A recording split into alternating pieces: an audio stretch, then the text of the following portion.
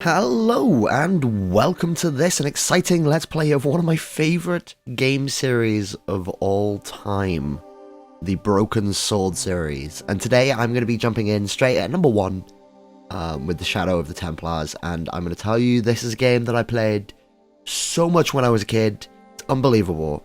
So basically what this is going to be a test of is whether or not I remember like how to complete these puzzles and how like figure out where I'm going and who to ask about stuff. So without further ado, let's start. Now it's going to start with a really long intro, and I'm just going to kind of let that play out without me talking over the top of it, so that you can get a really good idea of why I love this game so much. Okay, you ready? Paris in the fall, the last months of the year and the end of the millennium. The city holds many memories for me, of cafes, of music, of love, and of death.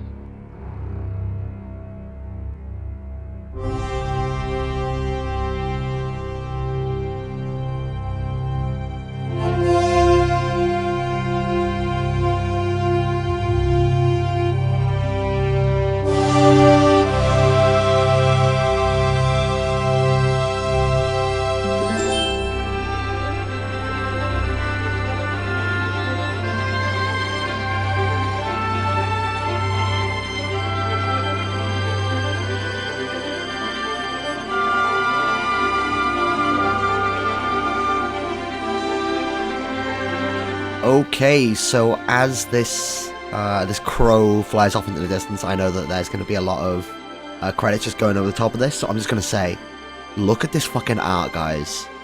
And it gets better in a minute, alright? It gets so good throughout this entire game. All the settings are so beautifully realized, all of the characters are so fantastically done, that they've, like, lived on with me since I fucking played this, like, way back when. This game is just, this game is fantastic, and I'm having massive nostalgia boner. I'm having a massive nostalgia boner for it right now. So I'm really sorry if I'm sounding really gushy, but it's because it's worth every gush that I give it.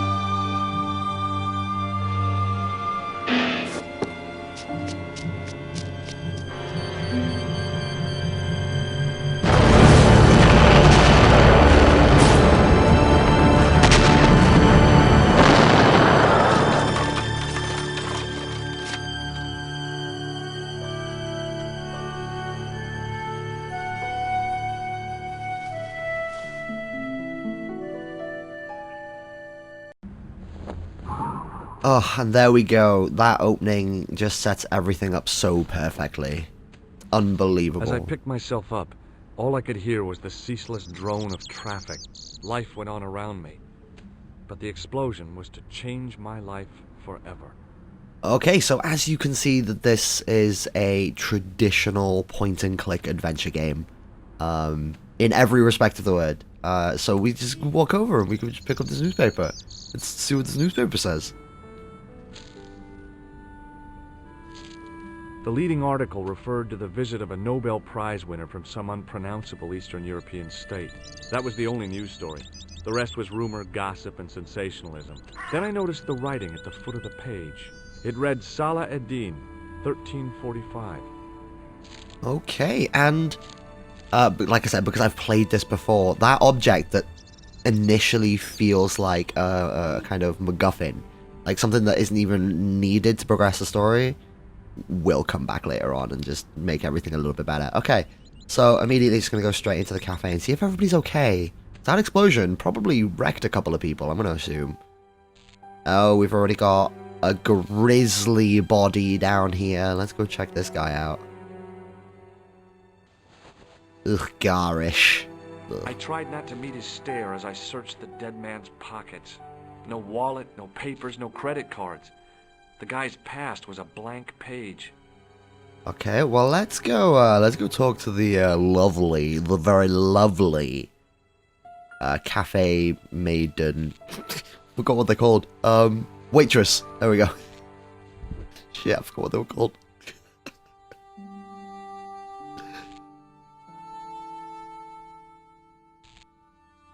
Oh, my head. Never again. How much vodka did I drink? Oh, no, don't tell me. What is your name, Sherry? George Stobbart, ma'am. Oh, American. She asked the question quite innocently, but I could sense her reserve. It was something which seemed to afflict all Europeans. You look like you could use a little help. I could use a little drink. I feel sick, dizzy, and bruised. I don't even remember the party. Just relax and take it easy. You've been knocked out. You don't say. What happened? There's been an explosion. You should try not to move. Are you a doctor? I mean, I could lie and say that I am in fact a doctor, or I could be completely truthful and say, nay, I am not a doctor. I'm going to say no, I'm not a doctor. No, but I used to play hospitals when I was a kid. Can you remember anything at all? No. I need a drink. Pour me a brandy.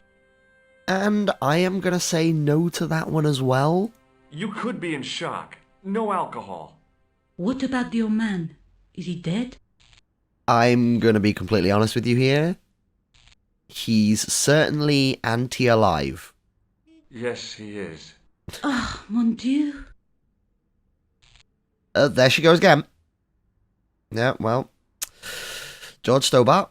Knowing how to talk to ladies since 1990. Actually, I don't know when this was released. I think it was roundabout in the 90s. Okay, well, let's just go for a strut, you know? Because after being in an explosion, we don't want to stick around for when the law enforcement comes along, because that'd just get real awkward real quick. So what I'm going to do is I'm just going to leave.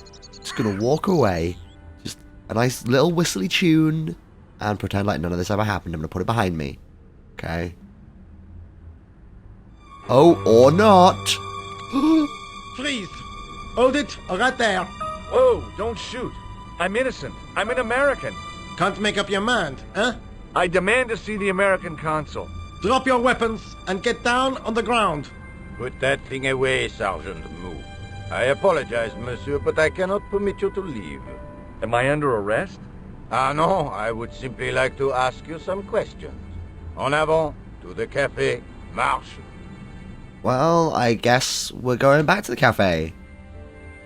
Thanks to these fine law gentlemen. What a mess. This bombing is an outrage, is it not? Stop that, monsieur. Stop holding your breath at once. Has it occurred to you that he may be dead, Moo? Oui, monsieur, but I prefer to look on the bright side. Besides, I recall a case where the killer escaped by feigning death. However, in this case, the man is quite dead. Clearly, the killer knew of his presence and... How many times have I warned you about premature extrapolation? All we know is that he is dead. It seemed reasonable to assume... A great detective assumes nothing. Take Maigret, for instance. But he was a fictitious character, monsieur. Why, he was no more real than Poirot or Tintin. That's different, Moo. They were comedy Belgians. Anyway, it is unlikely that even you will learn much from talking to the dead. Examine the girl and take her statement, if you can.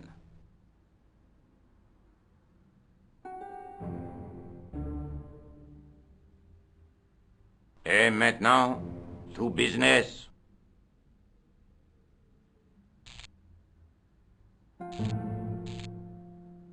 Your name, please? George Stobbart. I'm from California. And what brings you to Paris, Monsieur Stobbart? Travel. I'm touring Europe. You chose well. The city is most beautiful at this time of year, no? Yeah, I guess so, apart from the bomb blasts. Were you in the vicinity of the cafe at the time of the explosion? Yeah, I was sitting out on the sidewalk. I was lucky I wasn't killed. The inspector passed over my remark with no reaction. Did you see the deceased enter the cafe? Actually, yes, I did. However, we have just hit the 10-minute mark. So, Ivan, Andy, you've been awesome. Don't forget you can click the links on the screen to take you to a bunch of other videos. If you like this video, don't forget you can leave me a like and a comment. And if you really like what I'm doing, you can leave me a subscribe as well. So, thank you very much for watching. I will catch you guys next time. Goodbye.